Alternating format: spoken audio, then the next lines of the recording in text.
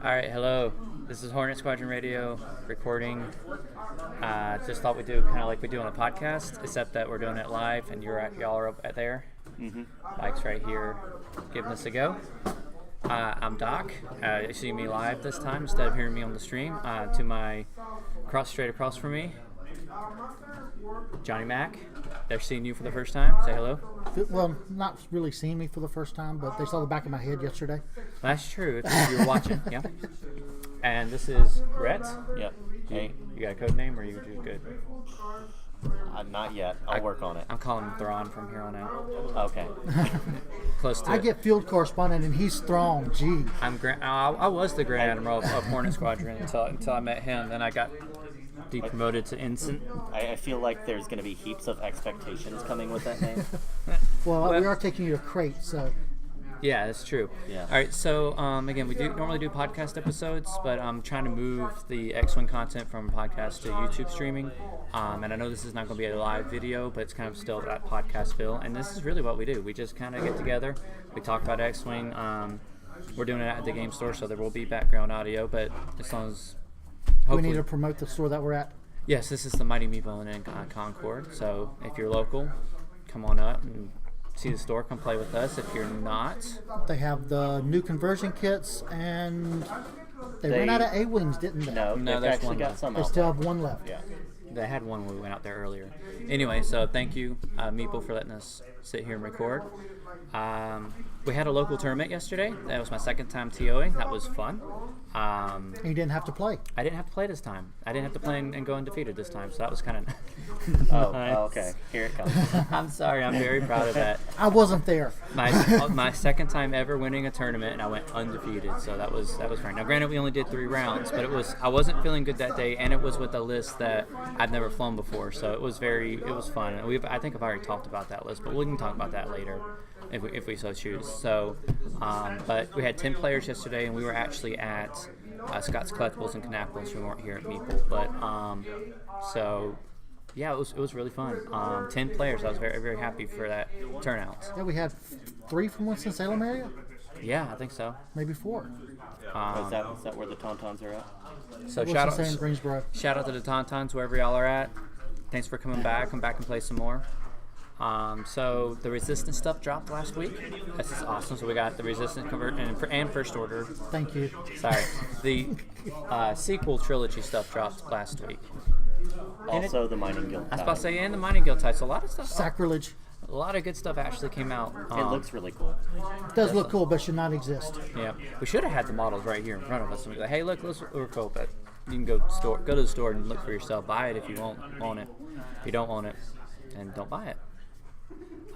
So we're going to talk about the Resistance and First Order mainly today, but we're going to go over the tournament real quick. What did you? I didn't fly. I was TO. We did live streaming. So real quick on this channel, which if you're here, you should be able to see those 3.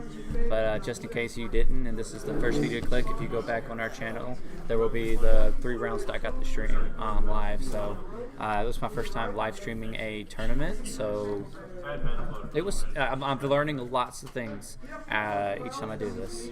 You're learning you don't like 11 ships on the board at one time. I don't like. No, it makes very quick and really doesn't make for a very interesting match because you just kind of line up. You go. By the time time's up, there's not a lot that's happening. Either everything's dead or there's not a lot of happen. I also wanted to set up a second mic for camera for shooting down at the dice tray, but I don't have any lights yet, so it just glared like crazy off of. I'll see what I can do about getting a fluorescent for my light. Well, it just depends what it is. So, All right, so you want me to start? sure, you guys. All right. So round 1, I was actually on live stream against a local player. I'm not going to give his name. Yeah. He flew 6 Zeds, and it was all the name Zeds, and then a few of the lower initiative. But he had swarm tactics on all of them, so they all shot at I-5. Yeah, it was crazy because they just changed. He swarm tactics. That's not the scariest part about it. No, that's the scariest part about it. They all shoot at I-5. No, what were they shooting? I didn't care. Homing missiles. Homing missiles. All of them have I-5. So you have 6 homing missiles? No, you It had was a 5 bunch. homies and 1 But concussion. yeah, Yep. So it was enough that it was scary. So And I flew 5 bombers. I call it boy band. Jonas, and then 4 scimitars. 2 scimitars had proton bombs. 2 scimitars had proximity mines, and they all had barrage rockets.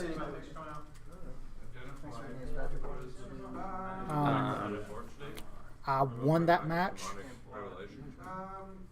Then talk about what was your second match? second match. What was I going against in the second match? I don't even remember now. That was the guy with the defender, the shuttle, and the No, that was my last match. red line. Oh, was that your last? That was the one? last match. That was a match I gave away. Okay. How'd you give it away?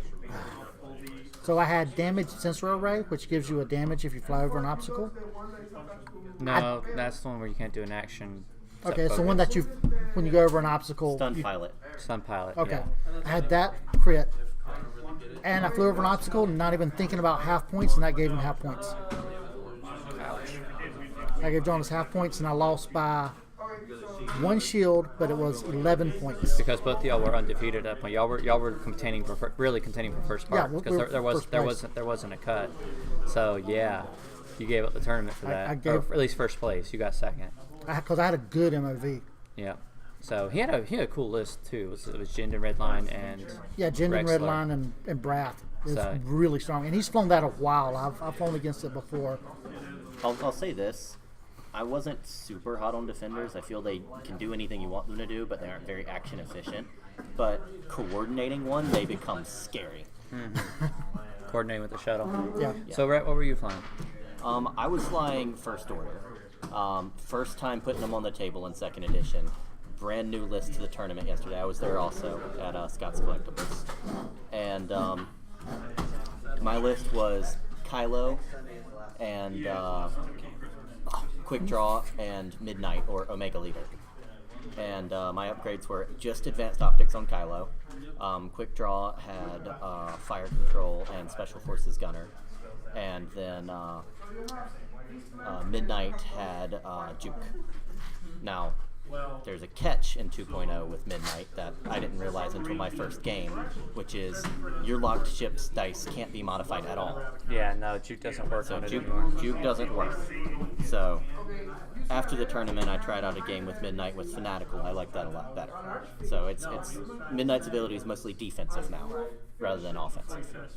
But as far as how I performed, my first opponent was the aforementioned Defender Shuttle red line list, and I got tabled.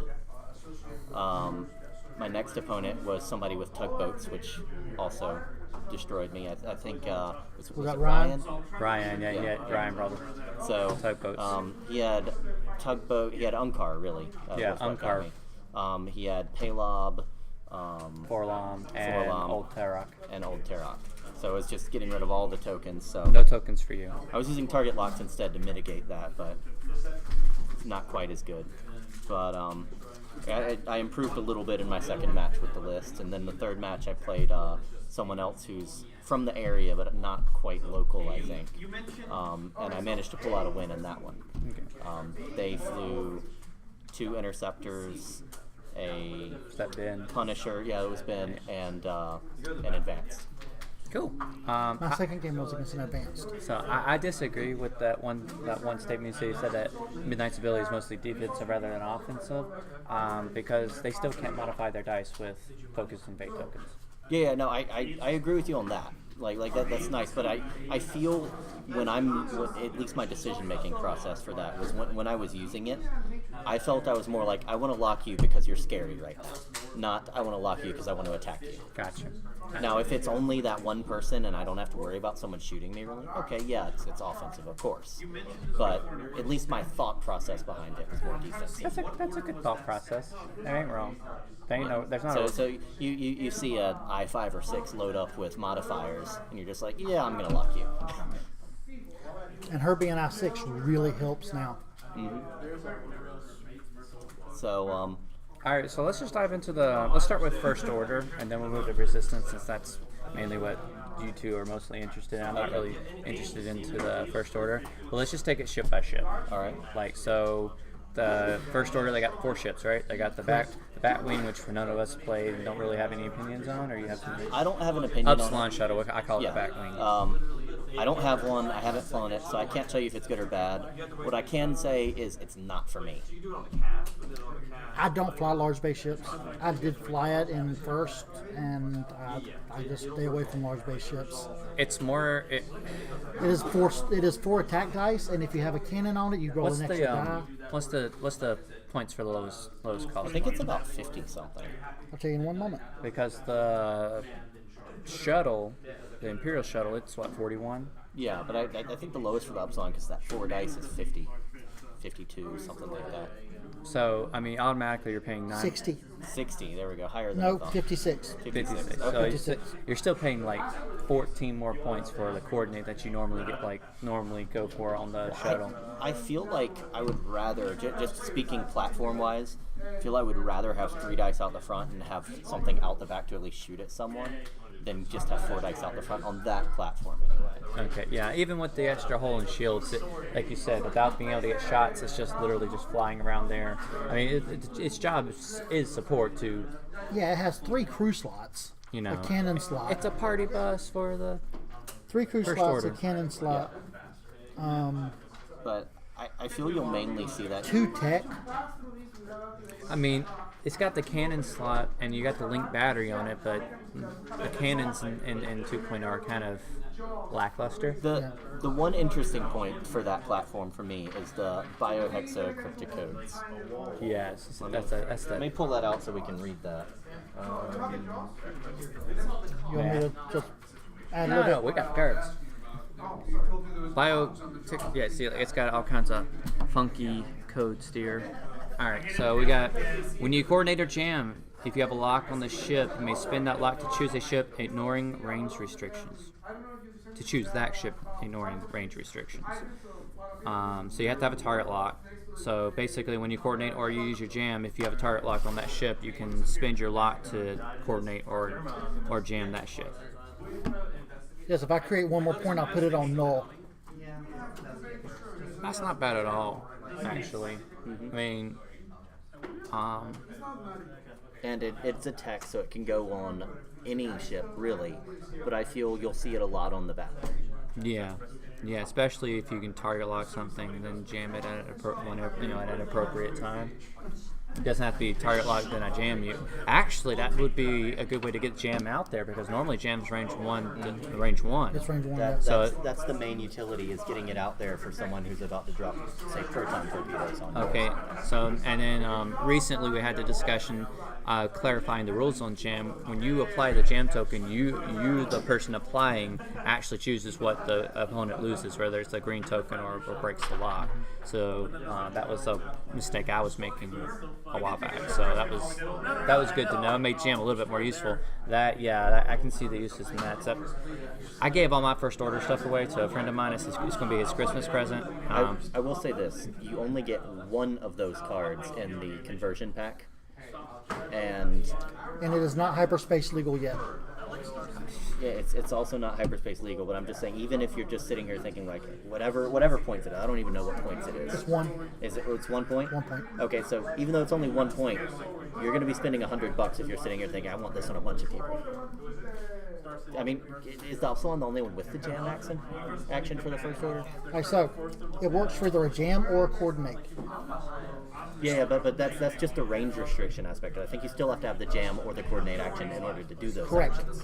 You Yeah, do. so if you're thinking of jamming, I think it's still stuck on the Upsilon. Jamming is stuck on Epsilon. Now with the coordinate, You got squad leader. you have squad leader. So squad leader, you can do a red coordinate to perform it. You can coordinate the ship as long as they do an action that's on your bar. That part would help expand it from range 1 to 2 to range Range 3. infinite. Range infinite, yeah. So that's got merit. That's got wheels. Because like all the first order ships can take the tech slot, right? So basically, you can turn anybody into a coordinating machine, super machine. If you And really it is wanted first to. order only, I think. Yes. I just put it up, but I think Yeah, it is first order, and you have to have a target lock. So I don't. There's not a first order ship currently. The first order interceptor may not have a target lock. It does. It does. It does have a target lock. Well, oh, you mean the new one or the silencer? Not the silencer, like the interceptor from the. We don't know. We don't know yet. There's not. I'm sure it will. It might. If you look at the first order stuff in general, they tend to lose the evade to get the target lock. Right. I don't know. It just depends. I have no idea what they want to do with it. But I'm talking about the first order interceptor from that new. Is it called Star Resistance? Wars Resistance. Yeah, Resistance TV show. So T-85s are probably going to come out and whatnot. Just some more ships for FFG to put out there for these old factions. But moving on, that's basically the Upsilon shuttles, two biggest to jam, coordinate. Link batteries, you can re-roll a cannon slot, but again, the cannons are lackluster right now. You have ion cannon, which is okay, but you can't. Well, the only one worth anything is incredibly hard to actually use, which is the heavy laser cannon. And just forget about it on a Batwing. Yeah. You don't even want it. You got 4 dice up in front anyway. Exactly, you have 4 dice anyway, so. What would you want instead of 4 dice? Tell me that. Hold on. The, I'll tell you ol- one more. the only thing you'd want as far as taking a heavy laser cannon is because you get a free reroll with it. But there's tractor beam, there's jamming, there's more jams. But You roll 1 additional die with cannons. you were one additional. One additional. 1 additional So it's die. 5 It dice. would be 5, but I don't know, 4 to 5 on a large base that's not maneuverable. You're not gonna line that bullseye up except once in a blue moon, and But with- sometimes that blue moon is actually a Death Star. With so. the additional dice, though, The ion cannon or the the jamming ion beam. and tractor and jamming is slightly more useful, I agree. but kind of depends on what you want to. I still sit here and say I would rather in 90% of situations have damage. Ion cannon. I'm thinking on a low pilot shuttle, ionize you at the end of the round after you already spent your tokens. But at the same time, if I'm chunking 4 dice at you, I'd rather it be damage, like you said. I don't know. Just I mean, like you said, ion. Like say you ioned a phantom or something like that. That could be pretty nice because if you're rolling, what is it, 4 with ion, it's highly unlikely if you have, like, say, a target lock on them or something, they're going to be able to block all 4. So certain platforms I could see, like you said, ion or something, but the tractor beam and jamming beam, no, not on low, at least not on a low initiative Batwing. I mean, you're already, It need to be a higher especially initiative. since it already has the jam action. There's no reason to put a jamming beam on it. yeah. The tractor beam, even on a higher initiative, unless you're taking a swarm and you're trying to just soften up the targets for them, maybe. Yeah. But most likely the ion would be the turret of choice. All right. And So they the have highest initiative is a 4. Yeah. So and they have some fun abilities, but we've not like played with them or anything, so I can't really. I haven't even theory crafted with them just because I don't have one. So let's move on to your choice. The silencer. Let's go with the silencer. All right. That's your baby. So, I flew Kylo on the silencer 4 times yesterday, and I only had 1 upgrade on him, which was advanced optics. And those 4 games convinced me that on a Force user, advanced optics is gold. Why is that? Because you can take a focus, spend the focus on a blank if you roll a blank, and spend the Force to convert your focus results. And if you roll well, you can save your focus. So for me, the only time I took a target lock was against the Paylob Old Tarok list, just because I didn't want him stealing the focus anyway.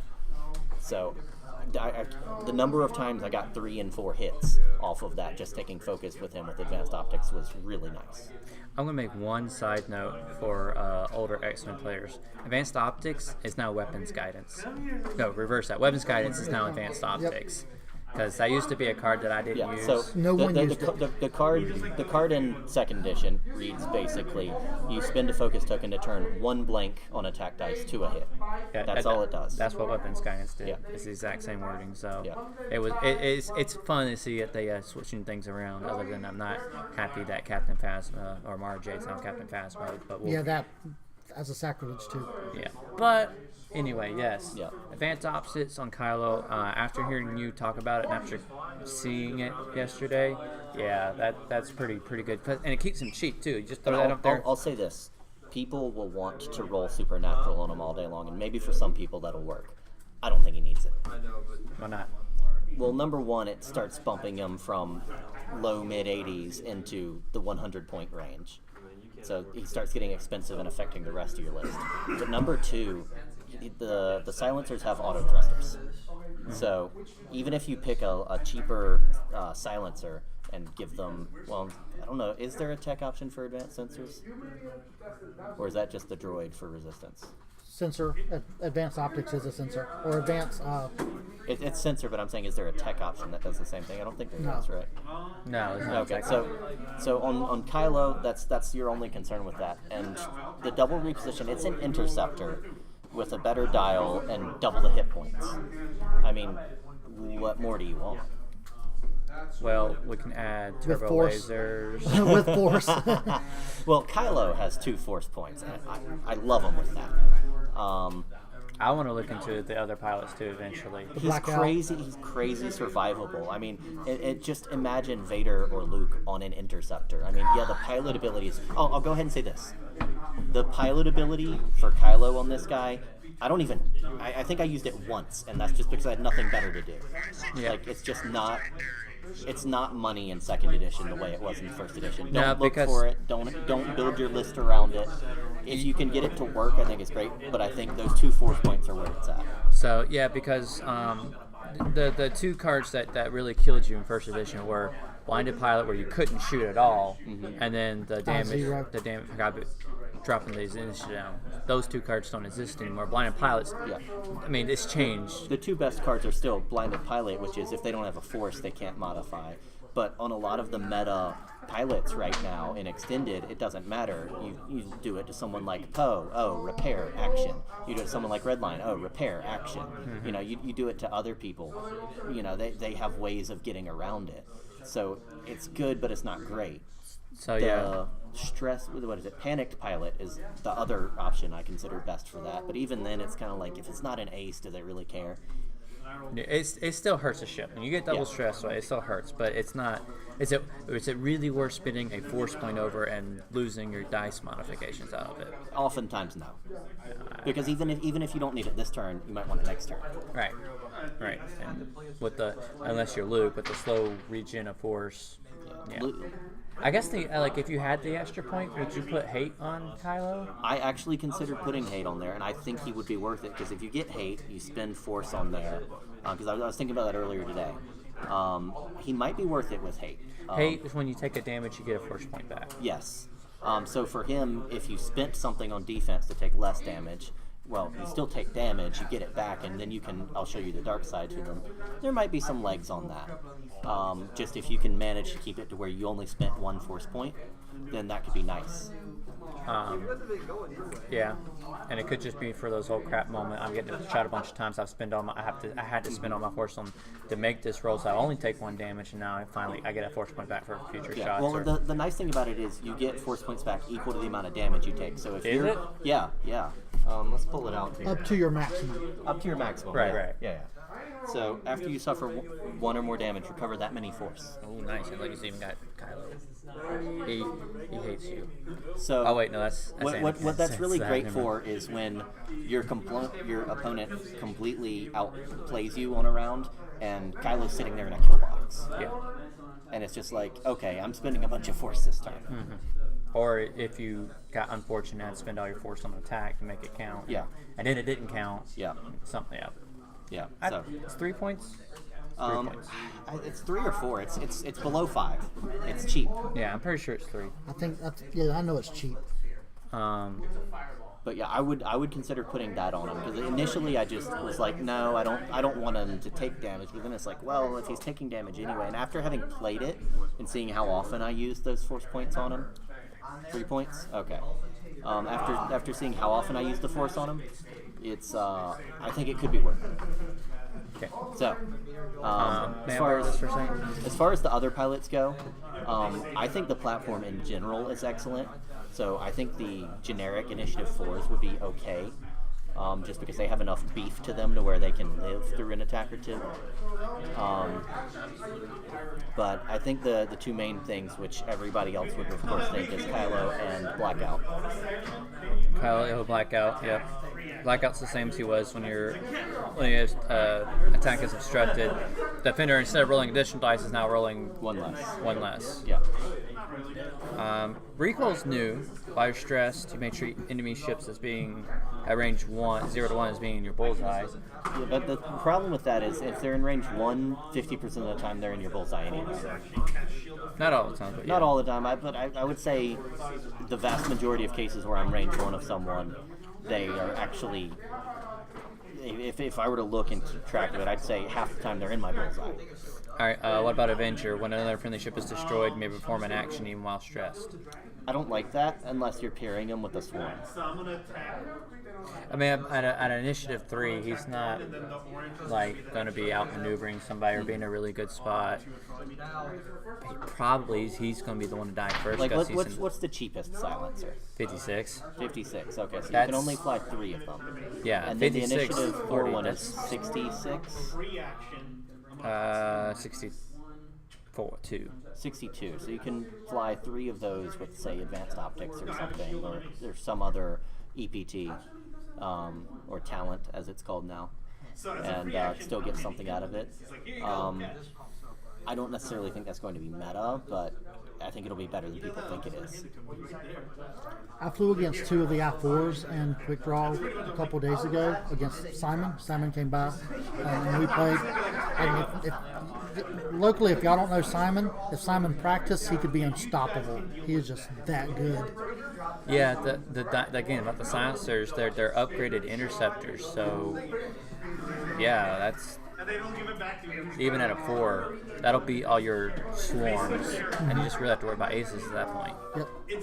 And he had quick draw for that, so. Any other comments on the silencer? I'll say this: they have a torpedo slot, if I remember right. Yes. I just kind of sit here and I'm not sure why. Maybe somebody can convince me of a use for it, but I just look at them and think they don't need it. I would agree with that because of just how much they cost. Yeah, well, I mean, I think the only one that you would want would be the proton torpedoes, and do you really want to add 10 points to it? It's 9, but yes. Well, I mean, approximately. That is the only torpedo I think I've seen on the board so far is a protons. I've rolled advanced. I've rolled advanced before. Ion's not worth it, but no. The protons, you see them a lot, but every now and then you'll see advanced protons too. But And those are range 1? Is that right? Yeah, those are the advanced 5 dice protons range 1. Yeah, 5 range 1, 1 charge, 1 shot, but it's 5 dice, which is you nice. only use them on people with reload. Well, sometimes I just have them on there just for really? that punch Okay. when you need it for that spike damage. You'd be surprised how often it catches people off guard. However, again, the silencer is just an expensive chassis as is. Like, Yeah. Poe Dameron is 68. Yeah. Without any upgrades on him. I think Blackout's 70. Yeah, Blackout 70, Kylo's 82, and those will be 2 comes to mind. Recoil maybe, even if you just put it on the 4s, they're already 62. Let's just look at this real quick. Fantasy Flight thinks that the silencer chassis is good enough for an I-5 with an okay ability to cost more points than Poe Dameron. Yeah. And Vader. And Vader. Yeah. Well, no, I think Vader is he. I thought he was Vader's 72. 72. Yeah. So Blackout 70. Yeah. So he's cheaper than Vader. So Blackout yeah. is. Kylo is not. Yeah. So maybe future future torpedoes, maybe, but Yeah. I'm sure someone will come up with some way of flying it to where it works great, but I think in general, I don't think there's something you really want to look at. not at Star for sure. Okay, so All right, next on the list, let's go with the FOs. FOs. You sure you don't want to talk about the SF? Well, or you want to save the best for last, or you want to go ahead and go for it? It's up to y'all. Let's Let's do the FOs. That's fine. So FOs, you have We talked- Midnight at I6. We've already talked about her. All right, let's talk about Commander Morales. I haven't used him. Read it for us. At the start of the engagement phase, or combat phase if you're old school, you may spend 1 charge and gain 1 stress token. If you do, until the end of that round, when you defend or perform an attack, you may change all your focus to evades or hits. It's basically glitter stim. It's glitter stim twice. Now, 2 non-recurring charges. 2 non-recurring charges. Okay. So you get it twice. But 41 points, I pots five. go 5, I 5, and then your standard, FO. I think it's that's worth it for perfectly fine base. At 41. Yeah. Don't throw anything else on him. Keep him I 41. like Fanatical. Fanatical, yeah. Maybe not on this one because he's got built-in glitter stem. Yeah. But by the way, I think Fanatical's a great upgrade.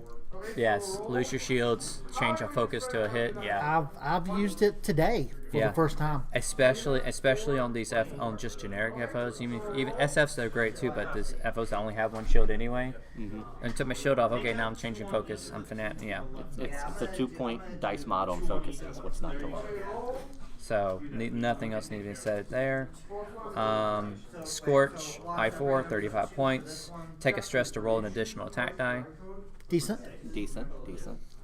Static, perform a primary attack. Spend a lock on your defender to change and a focus to change all your results to crits. All right, so it's going to take 2 turns to do this, or it's going to take a coordinate. With the squad leader, which we did just talk about how you could get that tech, the binary code thing, to make it a longer reach too. So it's not as undoable. It's not undoable, but I think it's almost a waste of. Well, I think it's still a TIE fighter. It's an FO, yes. It has 1 more health. It's still a TIE. Well, let's look at it this way, right? The only reason you would be interested in this pilot is if you needed criticals for some reason. So if you do have some strategy, even though I don't think it's really worth it in 2nd edition, say for I'll show you the dark side or something along those lines that wants a critical, he might be a guy that you want. Long shot, if you're doing, you roll an additional attack at range 3. Long shot's good. You might get 2 volleys out of him before you close. Yep. And then range 1, you're 3 dice anyway, so. Muse is start a combat phase. One friendly ship at range 1 can remove a stress token. Which is nice. It's a utility. It works really well next to SFs. Because if you do the sloops, if you do a lot of them. Or the hard turns.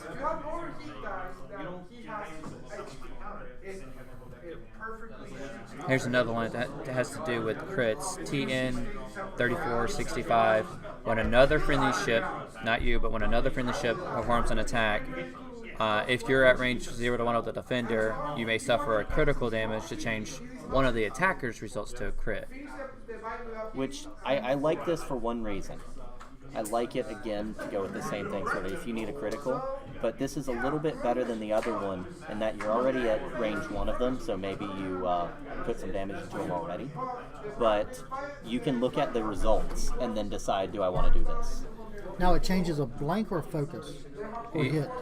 You have to suffer a critical hit to change one of your one of the attackers to a crit. So basically, you have to suffer a critical to change. So you can change a blank to a crit. You can change anything to a crit. Okay. Yeah. So again, this works really well alongside, say, quick draw, and you just need your range 1. You're throwing 4 dice, and you get that 1 blank, and you're like, I need to get this ship off the board. I'm not a fan. I'm never a fan of suffering damage to change. I agree with you. Either. I'm saying it's situational. He's 31 points. So he's an Initiative 2 pilot who will fly just like any other one, except if you have something to where you feel like you might want dice mods on somebody else, he could come in handy. It's a thought. There's Lieutenant Revis.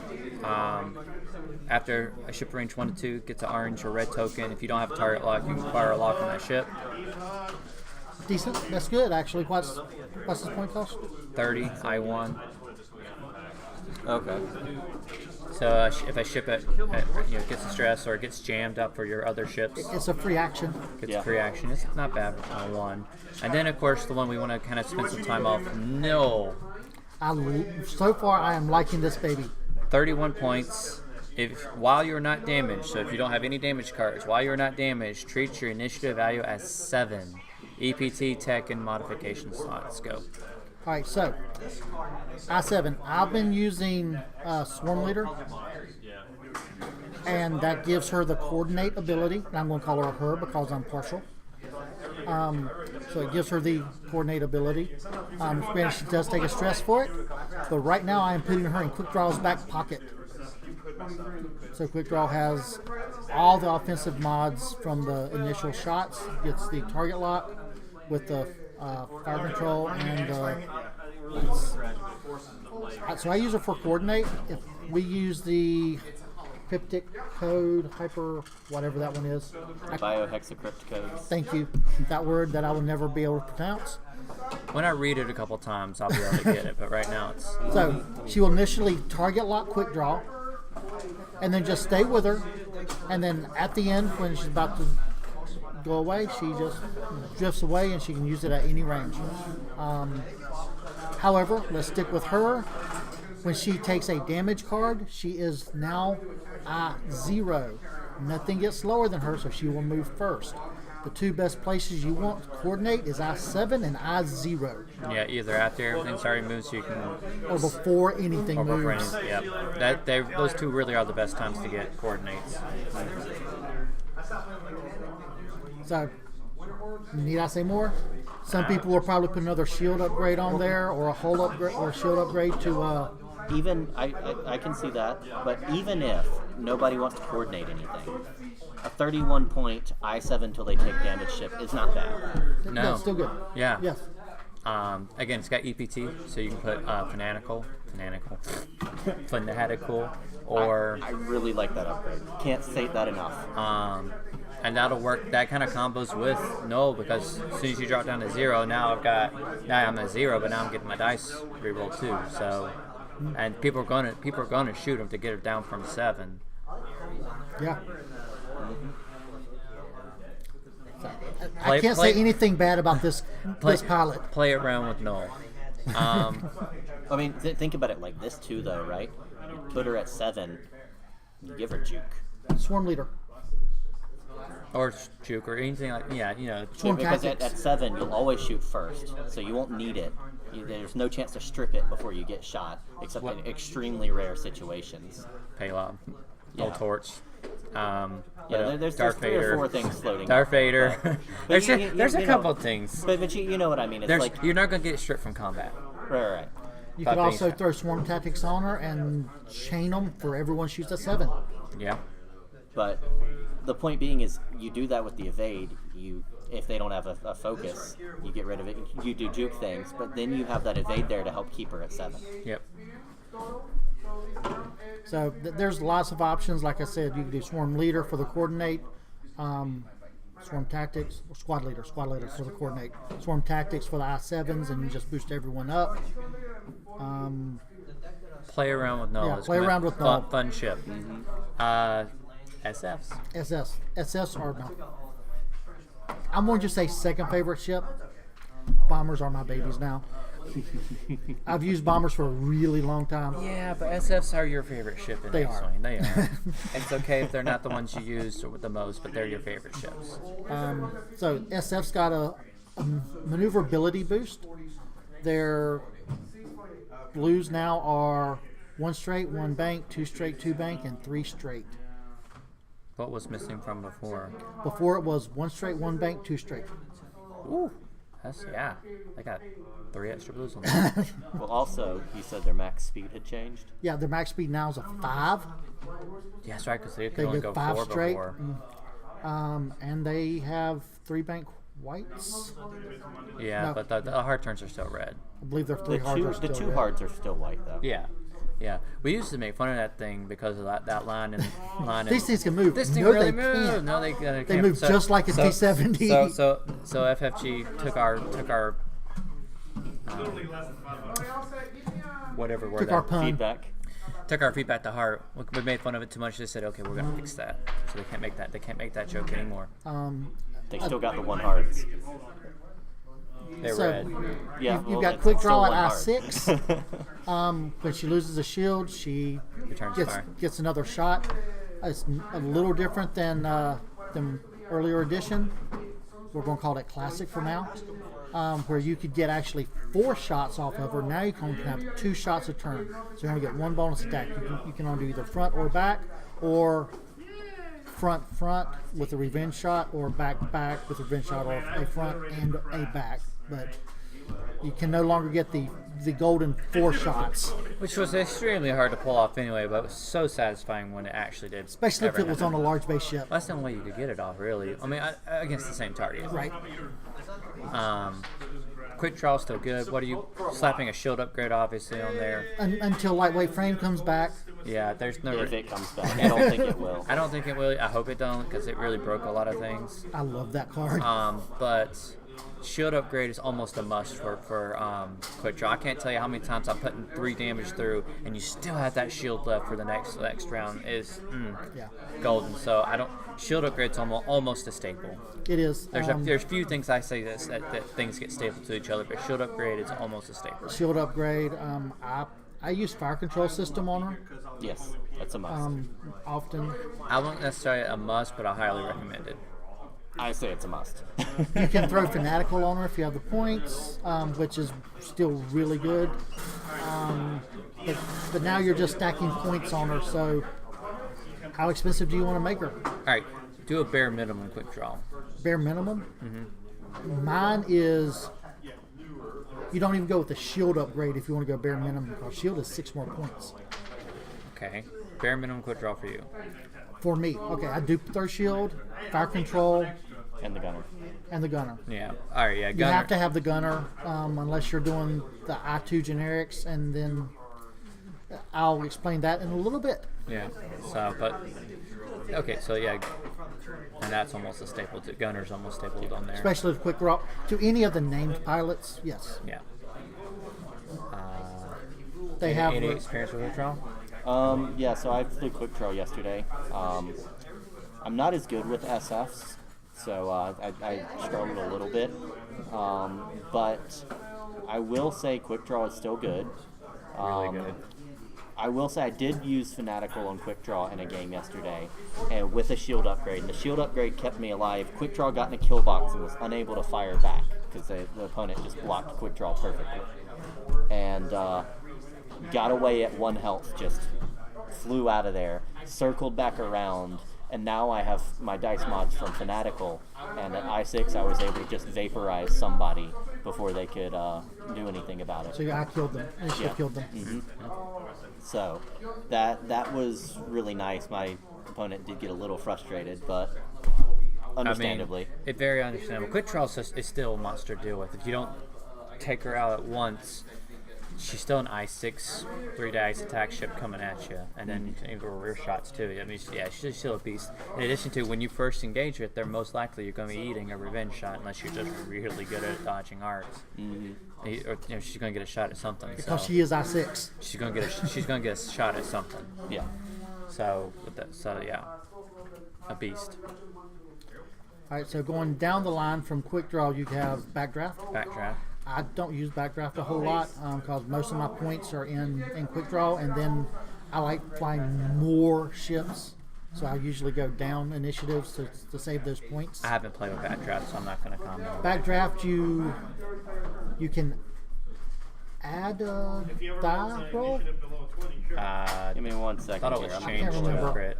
It used to be added. Backdraft. While you perform a primary attack, turret attack, if the defender is in your rear arc, roll 1 extra die. Yeah, extra die. That's what I Okay. thought. It used to be add a you- crit. Yeah, very little things add die anymore. So now rolling extra dice is still good though. So Well, it is, especially off the back, because you can go at range 1, 4 Especially- dice. Yeah, and with the gunner with that one, that's a front shot with 3 dice, back shot with 3 dice.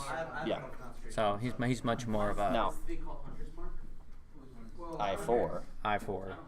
Backdraft used I4? to be initiative matched with quick draw. No, it didn't. No, he Well, was, no, excuse me. Let me rephrase that. Quick draw was 9, but backdraft was 8, 8. right?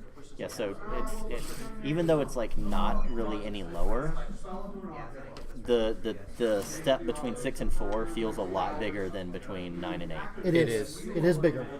It's actually going down to like a 6, maybe a 7. Anything else we need to say about backdraft? I haven't used him, so I'm not he's only familiar enough. and he's only 4 more points less than quick draw. So to drop that much initiative, I don't know. I haven't played with And him. I fly forward. I don't fly backwards. Yeah, exactly. I fly forward. The thing is oftentimes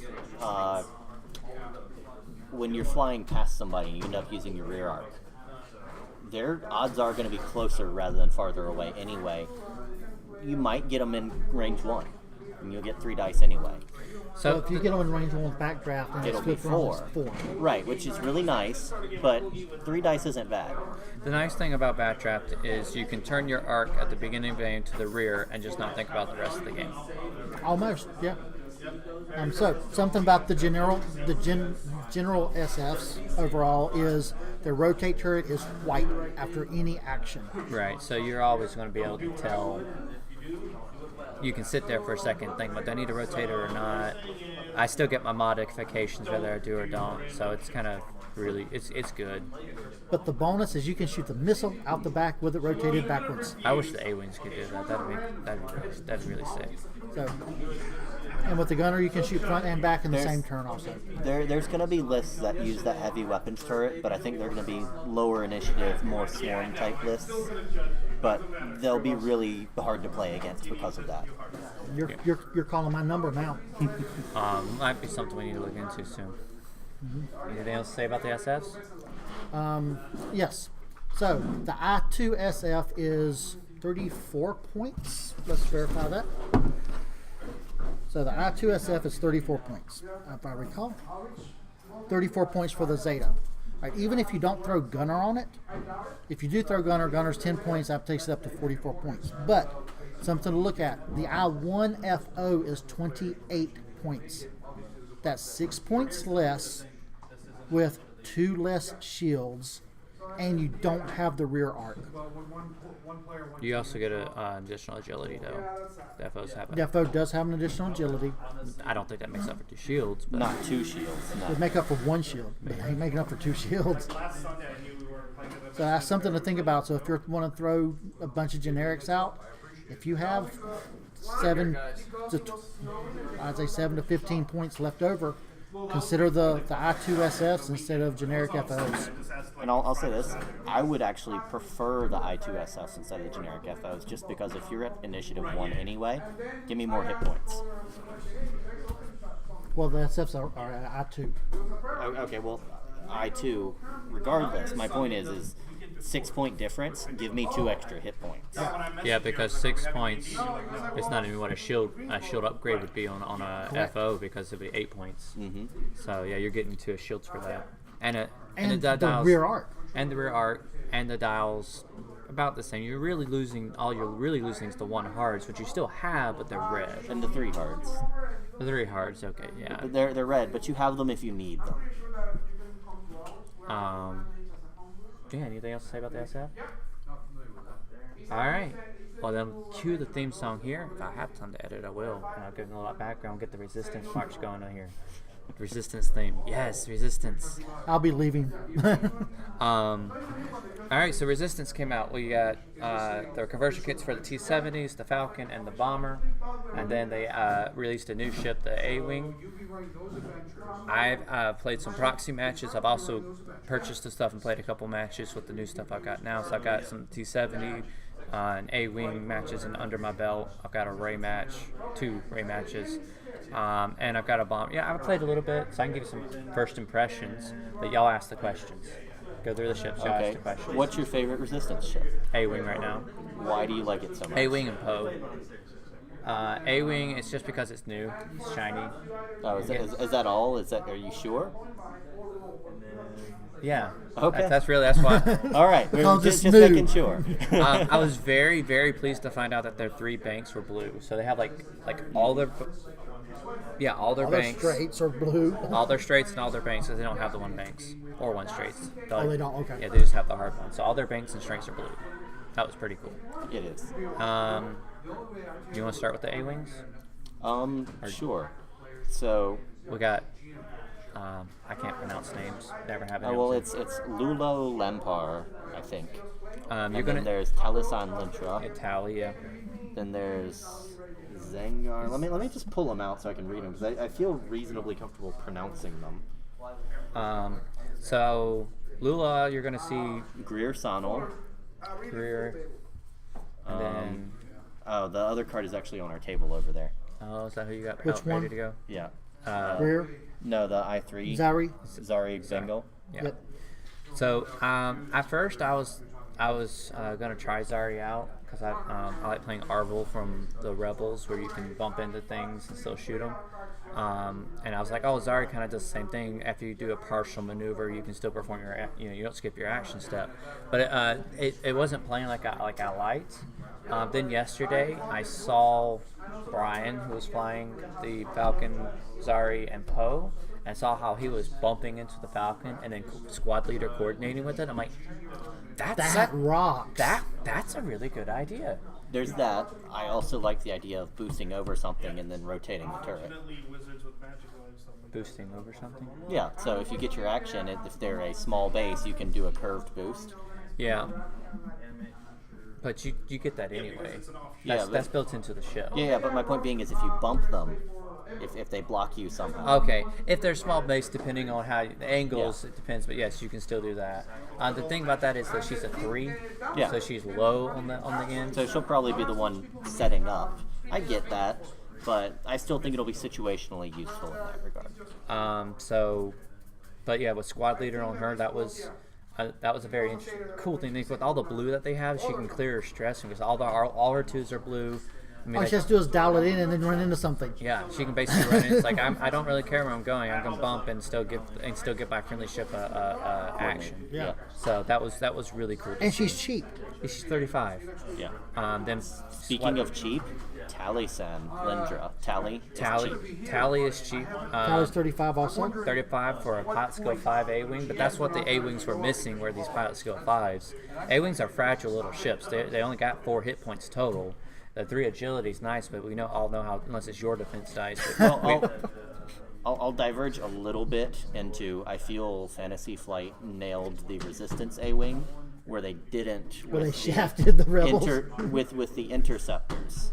I don't play Rebels, so I can't comment on that. The A-wings are pretty much, they suffer from a lot of the same deal. Right. But for the Empire Interceptors, I feel they've just got Soontir, and then everybody else is a scrub. Yeah. Well, again, this is why these pilot skill 5s are so viable. Not that the others aren't viable, that you're so instantly like, yes, it's clicking because they're that higher pilot skill. They can utilize that second boost action to help stay out of arc. On those nimble, small platforms like that, they need higher PSs more than other platforms. So, yeah, exactly, because they have to arc dodge, otherwise they're just going to get popped. Yep. And we'll go, and speaking of being popped, let's just go ahead and go with Luli. Okay, Lalo, whatever. While you defend or perform a primary attack, if you are stressed, you must roll 1 fewer defense die or 1 additional attack die. It doesn't mean you have a choice. You do roll 1 fewer defense die, and you must roll 1 more attack die. Yeah, so, and that combos really well with the A-Wing because you like focus boost, this boost, whatever boost, or this rotate your turret, you're getting stressed Everything a lot. stresses it. So that combos well with the A-Wing chassis, but like we're saying, she's a high initiative. She has to be because from my experience, when somebody sneezes at her, well, if you stress her to take advantage of her offensive ability, obviously she's rolling X-wing dice on defense. Yeah. So with only 4 health. Yes. With only 4 health. So X-wing dice, poof, pop, she pops. And if you're not stressing her to roll 3 defense dice, that means you're only getting 1 action, whatever it may be, and you're not doing that repositioning. So she's very boomer bust, I think. yeah, so it's fun because you can keep She's her. she's cheap enough to have. Yeah, you can keep her cheap. 38 points. She's 38, and you can throw 1 EPT on her and call it a day. Fly her naked. Fly her naked, call it a day. Heroic and crack shots, kind of what I've been running over 40 points. We're very split on heroic, by the way. And I'm very much an advocate of Doc likes it a lot. We have other people who don't like it. You know, I originally didn't like it until Doc used it. Of course, now we're talking about me personally. This is my dice. It's my dice. I roll blanks all the time. It's all random chance. I'm not blaming dice or anything, but you asked my RPG players. They let me play one time in the party and somebody else GM, and then they wouldn't let me do it because I kept rolling blanks on all my rolls. It was just all random everything chance. I tried to do, I failed. Anyway, so We'll get into heroic just a moment, but Don't believe him. He did win that store tournament recently. that was because I was able to mod the Two crap. of them. You've won 2 store tournaments. Oh, that was my very first one. That was beginner's luck. You've won the one here and the one at Scott's. I know. I didn't win one here. I didn't win. I got second place here. Yeah, second here. Okay. Yeah. No, I won Scott's and I won my very first tournament I ever played in beginner's luck. Of course, I had the ghost. I mean, 4 dice. I just kept chunking dice out people. All right. So, but yeah, Lulu's it's fun. I 5. But somebody sneezes at her and she kind of pops because of the reduced agility with only 4 health. And I'll say this: her ability and the platform either. Shield upgrade and hull upgrade aren't really viable because they're still 8 points. You can't take modifications on them. Oh, They don't have mod slot? They don't have I mod forgot. slots. So there we go. No mod slot. Yeah, even if you wanted to, 8 points is not 7-8 points that's too many points to dump into an A-wing because then you're looking at a 50-point ship. But 2 talents. 2 talents. That could be interesting. So okay, Crack and heroic. crack shot or heroic or both. Or elusive. There's stuff to play with that for sure. They got the tech slot, so they can use all those fun little tech things, except not the binary code one because that's first order only. Yeah. I think the paint, the fluorescent paint thing. That thing is going to be... Ferrosphere. Ferrosphere. That is a fluorescent. red line. Screw you. That is that resistance only? Yes. Yes, Yeah. it is. So yeah, you got the code, we got the paint. All right. I say you and me like I'm not flying first order. So, You can so you we're can set- point at me. I don't so- fly he resistance says at this all. while I'm lining up resistance across from him.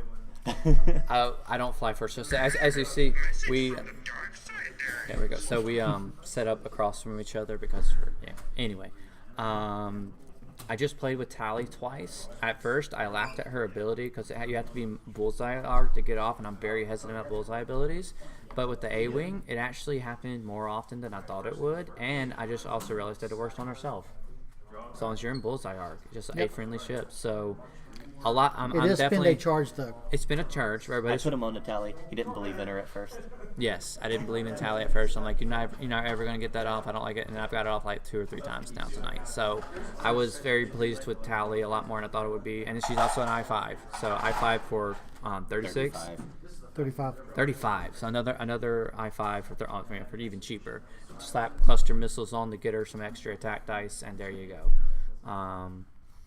Then what else we got? Greer. Greer is one I think that I haven't got a chance to play with, but it might be catch people off guard because he's going to be able to change his arc without getting stressed. So he's going to be able to do that hard one, set up for a block, or hard one, focus, and then or rotate arc and do whatever you want to do, and then still be able to boost. He's going to be able to do a white that surprise white move, boost, whatever. That's But at I4. initiative 4, yeah. especially with 2 I5s that are right there in points with him, I don't know you'll see the table with them too much. I don't know. I think he's going to be one of those like, oh, I didn't know. I didn't think about doing that with him, but. Now I you don't- could on all of these you could also throw advanced optics on there and just change that blank to a hit by spinning your focus. I'll say this: as much as I like advanced optics with somebody with the Force, I'm not sold on it on somebody without the Force. It's better for the A-wings because they only have 2 dice. Point. Roll it out. Most of the time, you're getting a hit and another result. No matter what that other result is, you can change it. So you That's have a your fair focus, and so you're getting your. So if two. you're not using munitions and you're doing the knife fighting that the A-wings are known for, the death by 1,000 cuts, advanced optics would probably be a good 4-point investment on these cheap A-wings. Because because they only get cheaper from there. The I5, the I5's 35. advanced optics 4 points. Yeah, 4 points. So you're still keeping them under 40. Then we talked about Zari already at the I3, also 35. Then you just got the generics from there. Green and Squadron at I3 and Blue Squadron at I1. Now, Green Squadron does have 2 talents still. Blue Squadron has none. Yeah, Blue Squadron loses the EPTs. The Green Squadron, what I'm actually surprised is they're the exact same as Green Squadron pilots from the Rebels. But aren't they cheaper? No, they're the exact same cost. Okay, Exact exact same better cost, ship. but they're better ship. But this is a Therefore, complete. they're cheaper. This is a completely better ship, the Green Squadron experts, than the Rebel version of them. They're the exact same cost. I'm like, well, wait a minute, what the crap? I will say this: I do think that all the A-wings would, for the resistance, would still see the table quite a bit, even if all of them shifted up 2 points in cost. Probably. Now, you take it any more than that, Nah, they're not. it's a fine line they have to try and walk with those costings. Yeah. I guess what my point is. And the reason why is because they're going to be releasing more ships and stuff like that, and I really think they have to price everything better because all the resistance stuff is of higher quality. The T-70s are a newer ship than the T-65. It's better. They got more health. They got better, the same dial, but they got more maneuverability. Actually, that's not the same dial. They got the 3 straights blue. And they have the S-foils are better. They have there's difference. We'll go into the T-70s in just a second. But like all the ships are of newer origin except the Falcon. The Falcon actually went backwards. Anyway, because they got old and rusty. So the the A-wings are newer, better. So everything costs more for the resistance, and that's a problem I'm having with the resistance right now. Is I like to field 4 ships, but with just the limited amount of ships that we have, I'm having a hard time fielding 4 ships of decent quality enough to warrant the quantity that I have. I don't know. It's just I realize they have to kind of keep work on the price like that. I kind of starting to ramble now. Okay, guys, forgive me. I have to go. Is that right? I have to be at work at 2 in the morning. All right. Well, that's the nice thing about podcasting and streaming is you can leave and we'll continue on. Yep. So, good playing against you. All right. See you later. Bye. Tell everybody bye. Bye-bye, guys. Be safe. I'm not leaving. I'm going to switch sides. You scoot up a little bit,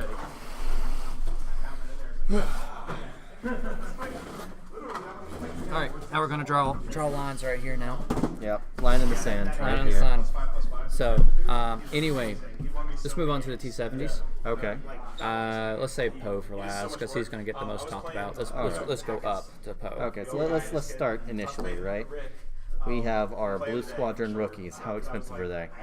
46 points. Okay, they're initiative 1s. All right, And then the basic platform is, of course, 7 total health. Yeah. So that's the same as that's what they basically were in 1.0. In 1.0, the T-65s and T-70s with the integrated astromech modification, they automatically bump themselves up into holes. That's what FFG did. Is they just automatically gave them an extra hole, and then there's the extra shields to go with it. Now, we'll probably cover this a little bit later, but they also come with the weapon hardpoint, where they can choose a cannon or a torpedo or a missile. That's pretty cool, actually. Yes. That's very neat. So they have that. The next one is Red Squadron Expert. Do you know the points for that? I knew the generics. That one's 48. For Red Squadron? For Red Squadron. Then the next generic, and there are some gripes about this one, is the Black Squadron Ace. Initiative 4. And then the other one he said was combat math only matters when you block. Black Squadron Ace. Or something like that. Maybe Initiative 4. Combat math, only worry about combat And math. you only get one of those in the conversion kit. I'm going to mess it up, but They're 50 points. You can technically field 4 of them. You get one of those in the conversion kit, and you get one in each of the T-70 packs. So if you're buying all new, it's fine. But if you happen to have some already and you were looking at these guys and it's like, well, I can't field 4 of these unless I want to buy multiples, which is kind of frustrating. But yeah, the main reason why I think about that is because Birdo from Sling Paint, he had a list that he coined the baby blues around here, and he did really well with them. They were just the Blue Squadron novices from 1.0. They're like hot skill 2s. They had a droid on them, and he flew 4 of them, and he did really well with that list. So this would be very reminiscent of that. No droids or anything. It's just for generic baby blue, or but they'd have higher initiative. They have, and exactly, they'd be even better than they were because of the higher initiative. But you only get one of these. FFG, come on, really, one of these? I expect at least like 3. But yeah, I was expecting at least 2 in the conversion pack, and they might just say, like, yeah, I get one of the new X-Wings, but they give you 1 base and 1 card. So be that known, if you're thinking about grabbing 4 of those, you're not going to be able to. You're going to be buying multiple. Or you're going to be saying, here you go, have my money here. Yeah. So let's first unique pilot, J. Chris Tubbs. He's initiative 1. Do you want to pull out the points so we can just keep that going? Oh, my phone's over there. Okay. Please wait just a second. But so his ability is after you fully execute a blue maneuver, you may choose a friendly ship at range 0 to 1. If you do, that ship removes a stress token. So 2 things immediately stand out to me. Number 1 is initiative 1, so you'll almost always get to fly him where you want him to be at. And then number 2, taking stress off of other pilots is always a cool thing to be able to do. He is 50 points. 50 points. So there you go. 50 points for that platform and the ability to remove stress from someone. It's not bad. Beating, but it's not bad. So we have an initiative 2 pilot, Lieutenant Bastian. After a ship at range 1 to 2 is dealt a damage card, you may acquire a lock on that ship. That's actually pretty decent. That helps with action economy. Yeah, and being at a low initiative, you're more bound to get that off after your other friends come in and do damage, and you're going to get targeted and hopefully get the kill shot. Yeah. So that's pretty nice. We have Joff Sea Striker at initiative 3, and he is, after you lose 1 shield, gain 1 evade token. I'm not sold on this. I played with them once in first edition. It was fun to play around with it, especially since I had R2D2. It was constantly regenning, but it doesn't. Regen doesn't work that way anymore. So I don't plan on putting him on the board. Yeah, my complaint with it is you get the evade token after the attack happens. So unless you're just getting pounded by multiple shots. Yeah, and even then, if you're getting pounded by multiple shots, unless they're rolling poorly, you're still probably only going to get that 1 evade token. At the same time, he does get an EPT. You could put juke on him. I guess there's some potential there. I mean, it's expensive though. He's already, he's 52 points. But I mean, okay, yeah, I guess juke could work there. But I don't know. I think his ability is gonna proc maybe once. Maybe twice if you're lucky. Sorry.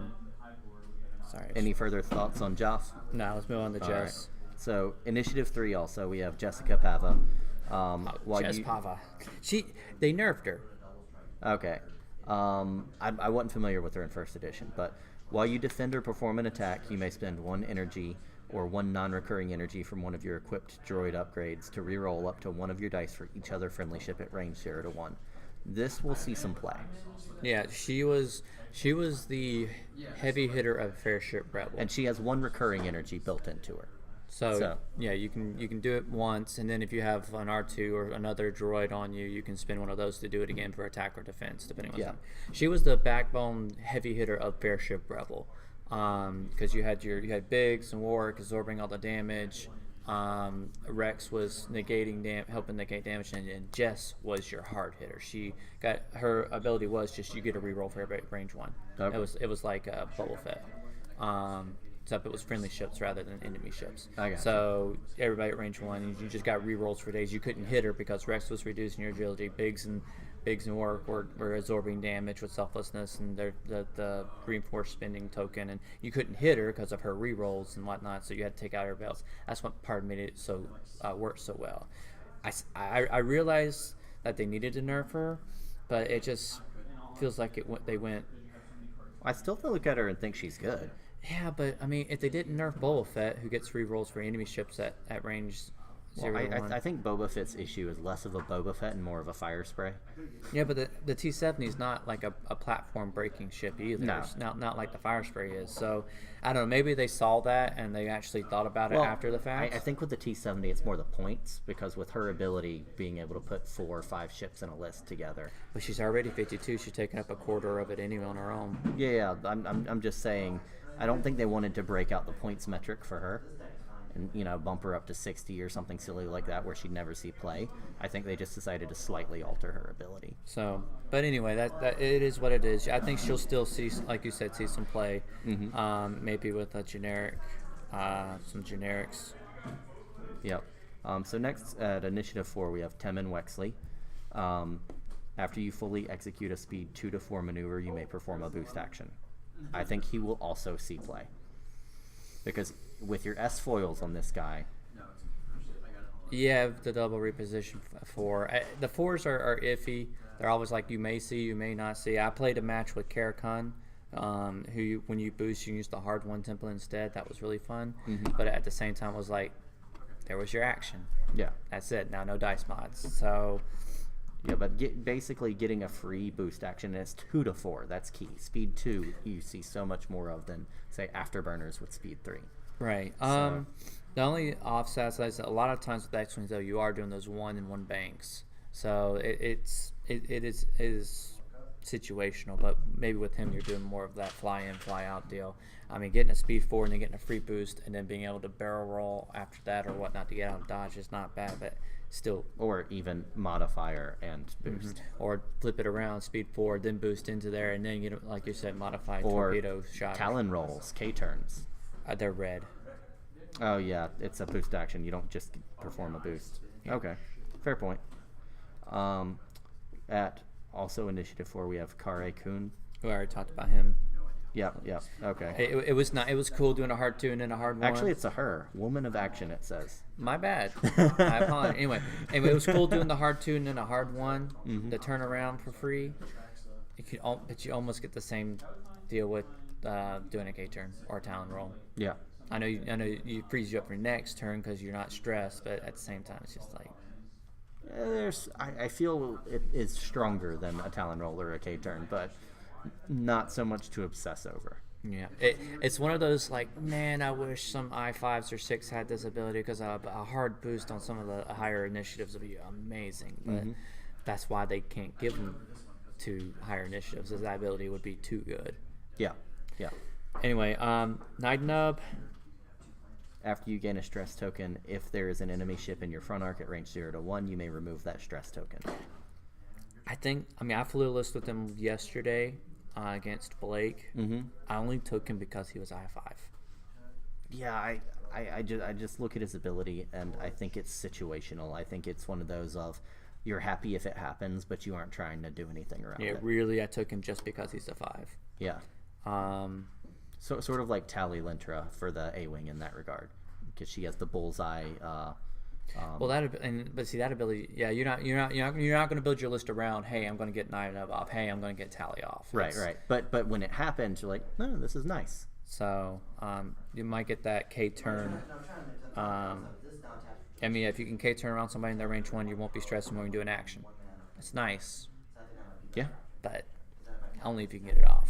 Yeah. And then we also have at Initiative 5, Eloasti. Now, he's fun. This one's a little bit more interesting. He's definitely worth his points. I can Yeah. stamp of approval on Elasty. After you reveal a red Talon roll maneuver, if you have 2 or fewer stress tokens, treat that maneuver as white.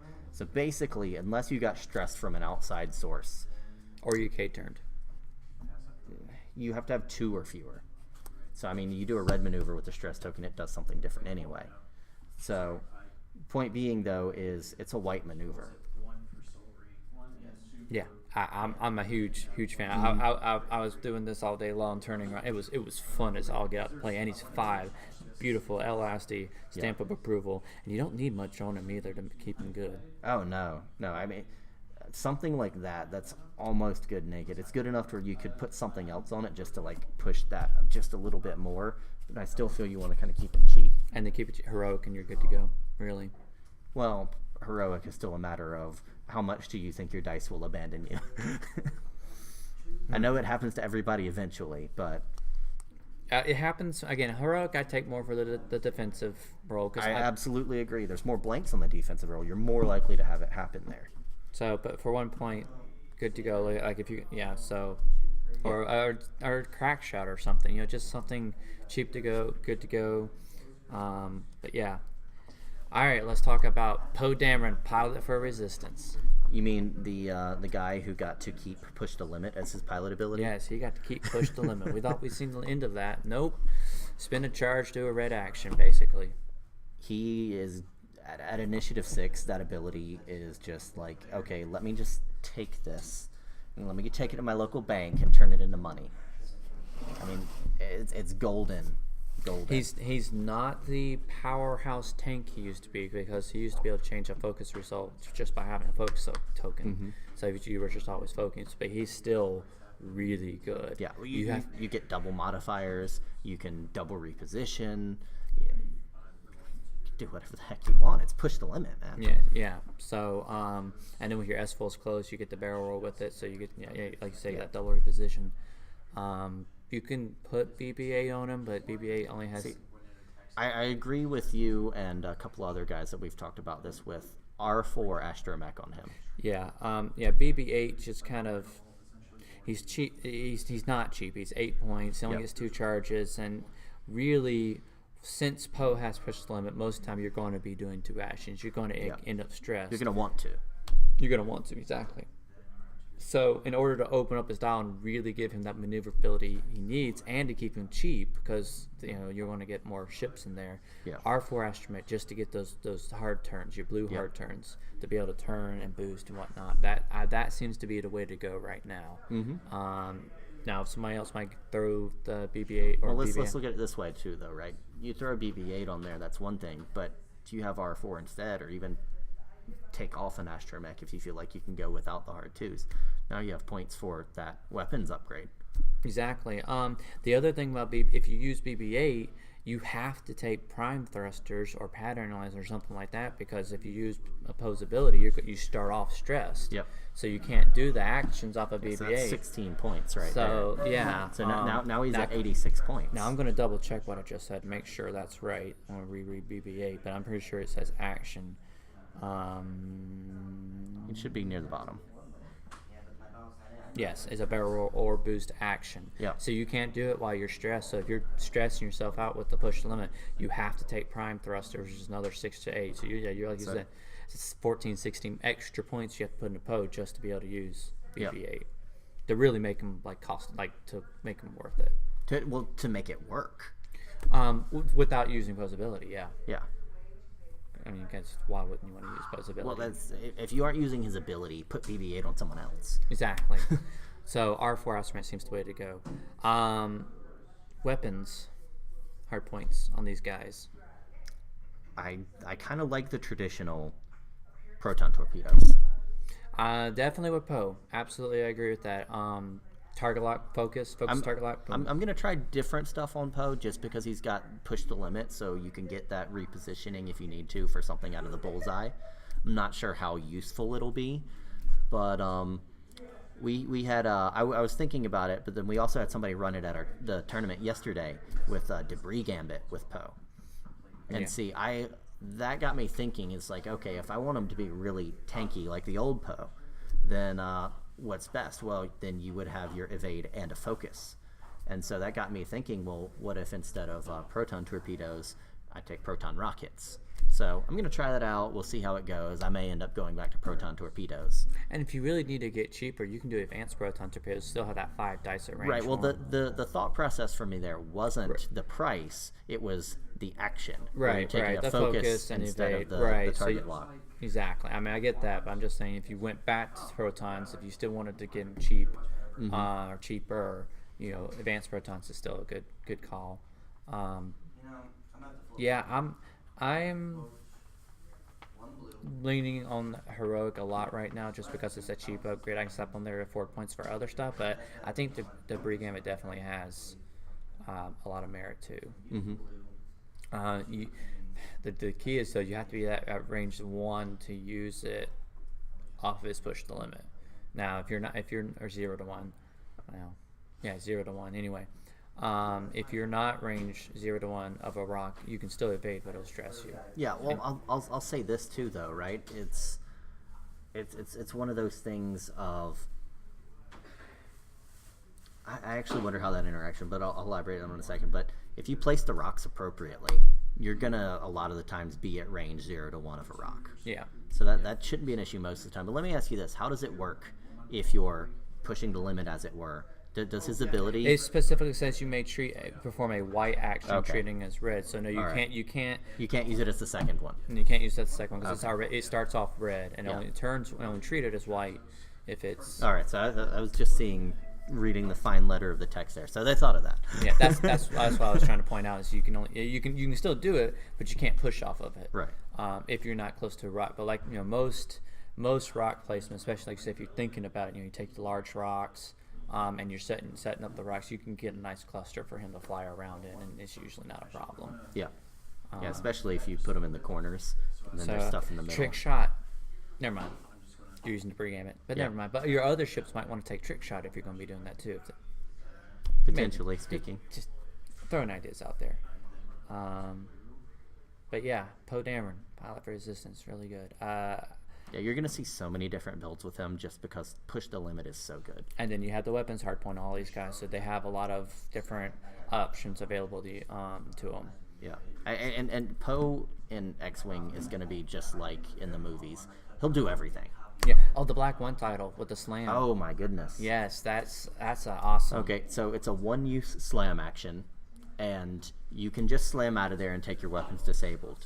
And still do your actions. And still do actions. Do if you a take action. Advanced Slam, you need Advanced Slam to. Well, no, his 'cause you ability. can His push. ability. Poe That's can do right. it. That's right. Poe can do a second action. Right. So, I forgot about that Poe momentarily. can. Everybody Right. else know, and I keep getting off camera here. But So that is really nice. But the key point of the Black One title is you can swap that weapons disabled token for an Ion token if you feel like you're going to be able to, like, okay, I'm good with everybody knowing where I'm going to be next turn and take a shot. Mm-hmm.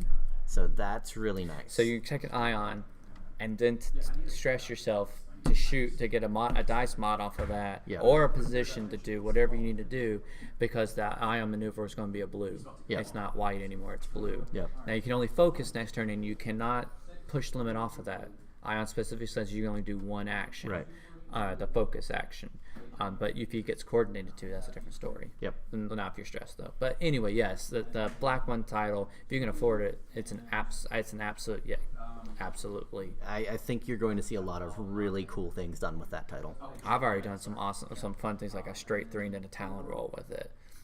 Couldn't push off of it, but then I took an Ion and then just still was able to shoot. Yep. It was really cool. And then I did a 4 straight just to get out of dodge and a boost. Get out of dodge and Poe, because otherwise Poe would have been like done for. Right. So yes, Black One title. Black One title is not specific to Poe either, so that might be something else to think about. If you can't afford Poe because you have to do some other stuff, think about taking about on your other guys, like other 5s. Let's talk about, because besides BB-8, let's see if there's any other resistance-only things. Because there's the normal BB-8 units. There's normal BB-8. So the difference in the two is BB-8 gives you a boost, the ability to boost. Mm-hmm. BB units just give you the barrel roll. Okay. BB does barrel roll and boost. The other BBs just do barrel rolls. Yes. Then there's M9G8, where whatever you're locking, you can make it re-roll a die. If it's a friendly ship, you can make it re-roll a die. If it's an enemy ship, you can make them re-roll a die. Well, on offense. Let's see here. But yeah, that's basically the resistance. You also have R2HA. While you defend, you may spend your lock on the attacker to re-roll any number of your defense dice. That's not bad. It's not bad, but I think for something like that, you're going to want to. You can't do it yet, but if you can get 3 dice, he's gonna be good on that lower pilot skill that gets to get a lock on a damaged enemy. Mm-hmm. He'll get a free, or anything that can get you a free lock, basically. Right. That'll be good. And we actually have one more. We have R5X3. That's resistance only. And this is 2 charges, and it says before you activate or engage, you may spend 1 charge to ignore obstacles until the end of this phase. Now this is interesting. It's basically collision detector, but you have to do it when you activate, not when you fly over something. But you ignore all obstacles until the end of the phase. It's not as good as collision detector, because collision lets you just ignore it until the end of the round, including combat. So that you can fly through stuff, but you still can't. Point. You still cannot land on it. That's a point, but it lets you potentially move through multiple. That's true too. Which one is that? R5X3. Yeah, it's 5 points. It's the same as collision detector. Yeah. But on a ship that can't take collision detector and takes astromechs, that's pretty good. Which so far is just the X-wing, the T-70, I should say. Well, with that being resistance only, yes. Yeah. Anything else off of that? The configuration for the T-70s are, they got the barrel roll instead of the boost. That's the opposite. Mm-hmm. And then if they're in your bullseye, you get to fire all 3 of your dice, which I think is really good too. So and the bullseye. And then they've got a linked action. They've got the focused red barrel roll. It's the reverse of the T-65s. Yeah. So we're gonna move on from the T-70s because I think we could linger on this, but let's go ahead and just talk about the bomber real quick. Okay, I'm gonna let you cover that because I don't really have very much at all with it. I've only played 2 rounds with the bomber, so I don't have much. But they added a 3 primary to the front and gave it a 2 bow tie additional turret arc, so that's really cool. Bomber Bob's back, but his actual name is Finch Dowlow. Place a bomb anywhere in the play area, touching your base instead. Yeah. Initiative 3, you have Ben Teen. And this is the guy that says after you perform an attack, if the defender is in your turret arc, you assign the rattled condition. So that can be pretty nice. What does rattled do in second edition? Is it still the same as first edition? Sort of. So when Ben attacks, if the defender's in his bow tie arc, one of the arcs that he's attacking from, he can assign the rattle condition to you, and then when a bomb goes off, you suffer an additional crit damage. Okay. So I remembered it was an extra damage. So yeah, rattle says after a bomb or mine at range 0 to 1 detonates, suffer 1 crit damage. So I mean, it's actually really good, or it could be really good. I need to play around. It's got the wheels turning.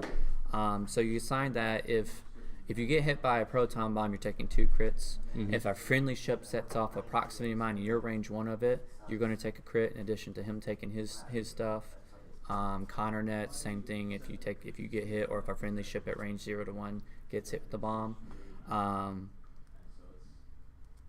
Well, not a friendly ship, but if you're 0 to 1 of the mine that goes off. So that's the difference between the mines. If you're 0 to 1 of the mine, you're going to get hit. If you're 0 to 1 of a bomb, you're going to get hit anyway, and you get an additional. So that's the rattled condition. Okay. Eden, I've been looking at a little bit too. I played a game with him. I didn't really get to get his ability off. After you execute a blue or white maneuver, if you haven't dropped or launched anything, you may drop a device, which includes mines. That's interesting precisely because of how they changed bombs in second edition. Yep. So being able to actually drop a bomb or device after the systems phase. Yeah, after systems phase. Is now you actually can't pretty launch strong. it. You cannot trajectory simulate because that specifically says systems phase. But you still be able to drop stuff out your back. And it says drop 1 device, so you can actually drop a mine.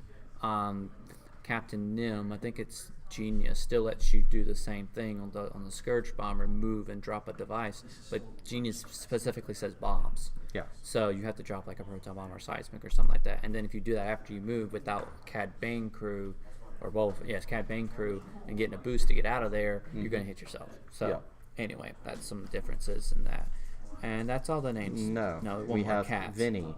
Oh, Vinny and Cat. I forgot about them. Yeah, so Vinny says, while you defend, it's initiative 2, while you defend, if the attacker is in a friendly ship's turret arc, you may add 1 focus result to your roll. Not bad.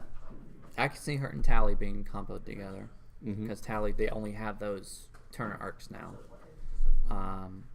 So if Tally's got, now this is perfect case scenario, but Tally's got bullseye on the attacker, and they're in yours, or Tally's got bullseye, then you're going to add a focus, and then she can spin it to let you roll an additional, possibly getting 3. I think that's what they showed on the preview too, the article. Yeah, but well, let's look at it this way too, right? A friendly ship's turret arc, does that apply to Vinny? Yeah. Okay, so you can use it on yourself. So now you got 3 out of 3 different arcs. So yeah, you're friendly to yourself. Oh, no, that's on defense. I misread that initially. Well, it's on defense. Yeah. Yeah, So you roll. You still get to add a focus to defense. So you're a little more tankier. Yeah. Then you got Cat. Cat. I don't think Cat will be used all that much. I don't know. I kind of like that. You have to use her with mines though, because all this happens during all the combat happens in combat phase, and if you and bombs blow up at the end of the activation. So if you're using them with proxy mines, sure, but proxy mines, you well, there is one thing that you could look at. You could look at her with where is it? Eden. Is there one that drops it in the outside of the? No, outside, no. So you have to use her with mines, not bombs. Okay. That's what I was pointing out. You have to use them with the proxy mines or the Connor nets. because all the other bombs go away at the end of the activation phase, so they're not Okay. there in the combat to add an extra die. I read what you're saying. I don't think you'll see her. Okay, yeah. With that clarification, yes, I don't would agree. 64 points. Because you can't regen any of your mines, right? None of them are reloadable. No, they're not Yeah, reloadable. so you I don't won't see think much you'll. of I that. don't think, sir. I could be wrong. Somebody might come up with a super. Say, oh, look, Cat's amazing, but I mean, she's one more point than the generic, so that might be something. Just go ahead and spend 1 point to get an ability, but Let's look at it this way too, though, right? Is if somebody is using her for her ability rather than letting the ability be incidental, then you have a situation of how many points am I paying for an extra dice for one turn? yeah.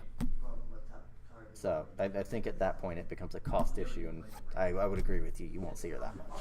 So, not considering that they're 63 generic and they go up to like 70, Yeah. they're really already expensive ships. So, if you're already paying that much points, you're gonna really probably see one on the board. You might see two, and then like a A-wing filler. Yeah. But they have a lot more potential with their attack than people give them credit for with that boat, with the arcs and stuff. Especially since I want to talk about 3 upgrades real quick from the 3 more upgrades, which is Paige Tycho. After you perform an attack, she's a gunner, 7 points. After you perform an attack, you may drop a bomb or rotate your arc. If when you are destroyed, you may drop a bomb. Really good. After you attack, you can rotate to get ready. The gunner. The gunner. Yeah, she's great. So- what is it? Paige Tico? Yeah, so that's it. Yeah. Tycho Tico. Yeah. Sorry, I was zoned out for a That's second okay. there. That's okay. So there's that. Really good. 7 points. I don't know why you wouldn't put it on one of these bombers. Yeah, no, absolutely. And they get 2 bombers, so two gunner slots, so you can still use your skilled bombardier and Paige on there. If you really want to get expensive, you could put her and a veteran turret gunner on there, so that you can perform 2 attacks and then rotate and still be able to rotate your arc. But that starts getting really expensive. Yeah. The last 2 crew I want to talk about real quick is Rose and Han. Rose, after you defend or perform a primary attack, you may spend one of your results to acquire a lock on enemy ship. She's 9, really expensive, but I think is really good because if you roll a blank, you can spend the blank to get a target lock, and then spend that target lock to reroll the rest of your dice. Or if you're getting attacked first and you roll blank defense dice, you can spend those defense dice to go ahead and get your So lock. just spend any blank. Any blank or any result. Okay. You spend one of your results to acquire a lock. So if you don't have a focus, you can spend a focus. Spend a focus. So if you roll all focus, spend a focus, re-roll your dice. If you get attacked first, especially if she's on a bomber.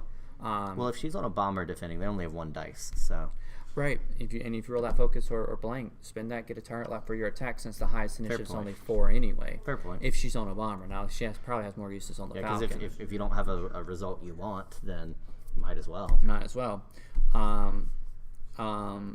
If she's not on the Falcon. Now the Falcon, the only Han. All right, so let's talk about Han Solo crew real quick.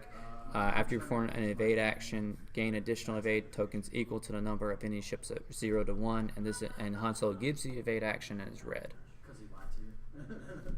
I think there's a lot of potential there to combo with Rey and Finn with him. Tell me your experience with that so far. I've not got him off yet. The times that I've gotten to range 1, I've bumped into something, so I didn't get an action, or I moved up, then they moved into range 1 because it was higher pilots. So it was null and quick draw. It was a couple matches. I gotcha. So I didn't find. So it's a lot harder to pull off than it looks like initially. Yeah. So of course I've not had a lot of practice flying Rey. Rey is 80 points. It's got the Scavenge Falcon. Her ability to spend the force points to change to blanks instead of re-rolls. So she's a lot less powerful, but I think she's still good. Still got merit, but it's still. How do you like the Scavenged Falcon as a ship? Is there any the differences, but from the other Falcons? Is there any that stand out to you? Like, oh man. The one that hurts the most is probably either the boost or the boost was already red. The rotate turret being red. Okay. Since your turret's kind of locked there without taking a stress to move it, it makes you want to put like an agile gunner on there, but then you lose Finn. Yeah. So it's like, do you be able to turn your turret after you shoot for next turn, or do you sloop with her and you take her title with you? I haven't played enough to really know. I think Finn's probably the right call with Ray. Because you add that blank, and then if you have Rose there, you can spin But with that a blank. different pilot, you would say Agile Gunner. Probably like Han Solo or something. I'd probably do Agile Gunner. Han Solo is the same as he was in 1.0. You can set anywhere and play. He's I6. Well, I6 is I6. I6 is I6. The He's still, ability. but he's 76 points still, which is extremely more expensive than his Scum counterpart. Now, granted, they have two less. He has one less attack die, but the Scum counterpart, The Scum counterpoint can spend 10 or 12 points to really help boost the attack, even if it's not there every single turn. Yeah, but it's still better than not having an ability for the rest of the game. It's still, I don't like it. I'm glad they got the 3 dice primary back on the Scalbage Falcon, but that red turn. At the same time, with the way Ray and Finn work, you're trying to get those primary shots anyway, so it may not be that big a deal. Right. Chewbacca got a buff. When a friendly ship is destroyed at range 0 to 3, you can perform an action, then a bonus attack. Okay. So before you just did an attack. Now, granted, it was every time a ship was destroyed. It wasn't just once. But you didn't get to do an action. Now That's the hard limit in 2.0 of the one bonus attack per ship each which is round. good. Which is a good thing. I would agree. So, but you get to do an action, then do that. But at the same time, I played once with him. We proxied him, and he just died. Yeah, I would just say in something like this, you'd get Chewbacca and a bunch of A-Wings. And then they'll probably just kill Chewbacca like they always do. They very rarely target anything else when they see Chewbacca, which may be the point is, hey, shoot me, not my friends, but then you never actually get to use his abilities. Well, so. in that case, though, with the Resistance A-Wings, they're actually good enough to take advantage of that. Yeah, but he's still 72 points, so you're going to get, 3 A-Wings on there? If you add like 5 points worth of cluster missiles, I'm thinking, just to get them extra attack dice or whatnot. Let's just say 5 points of upgrade It's station. still 4 ships, though. I haven't played with just 3 A-Wings in a support ship yet. Now, I did play that match with you with the 5 A-Wings. That was really fun, but then that's a list that's designed to weave and do that like it did, like it was supposed to. I haven't tried 3 A-Wings in support ship yet, so I can't testify to any how good it is. I have to say, to me, one of the overarching things that is going to come out of the Resistance and First Order is the front-back turrets. Between the SF and the new A-Wings, it's going to be something that's going to take people getting used to, with things being able to shoot out the back on a small base platform that's maneuverable. Yes. So, I mean, even the large base ships, I know a lot of them have bow ties anyway, but the bomber can technically rotate front and back, and the Falcon can shoot front and back. So, like 5 out of the how many ships released can shoot front and back? Yeah. So, I'm in love with the heroic upgrade where you can re-roll your blanks if you roll 2 or more. I haven't played enough to really. Let me rephrase that. You have to roll all blanks, and you have to roll at least 2. Yeah. There we go. Yeah. Which really means where it's going to be money most times is you're rolling 2 green dice. Mm-hmm. Because if you're rolling 3, you're almost always going to get a result of some kind. Usually. Where if you're rolling 2 green dice, you'll see more blanks because there's just less blanks or more blanks on green dice than there are on red dice. Mm-hmm. So that's basically what it boils down to there. So I like it because it just gives you that glimmer of hope that you're gonna get to pick it up and re-roll again. Because there's nothing worse than when I don't know if that's even something I want to have the glimmer of hope for, though, because like on the one hand it's like I don't want to roll badly, and then roll badly again. But I like it because it just feels like mentally, if I blank out, it's not the end here. I have one last shot, right? And sometimes I'm a big fan. It's a fun card to play with. For 1 point, I got you. For 1 point, it's a fun card to play with. Yeah, I don't know. I think back on like all of my dice rolls. I feel like my bad dice just seem to come in bunches. So like when I'm rolling badly, it's just like rolling badly for an extended period, and then it'll just completely normalize or even be hot. Whereas it's not like spread throughout, so to speak. So I feel like a card like that would be something I'd play. Like, my dice have been bad lately, let me take this, I don't know. It also depends on what else they release further down the line. Well, and that could so be true too. it could, again, it's situational. There'll be games where you won't get it off one time because you kept rolling focus blank, focus blank. Here's an interesting thought. The Falcon with Finn add a blank result. It would work for Han and Chewie, but not Rey because she's a Force user. Right, she can't right. take it. But that's really interesting on Han though, because Here's another. Well, no, the bombers can't take EPTs. I just looked at that. That's why I was like, oh, bomber on that. That might actually be. I mean, it'd be something to think about because you're still rolling. You're adding. You're already 50. You got 50. You're 50% there. yeah. Maybe. I mean, and the nice part about it is you don't need any modifiers. You roll it. Oh, it's a blank. Like you're basically taking everything out besides the focus is desirable. So the only reason I say probably not with Han and Finn is Finn only works in the front arc. So it's not. So it's not like you can just turn.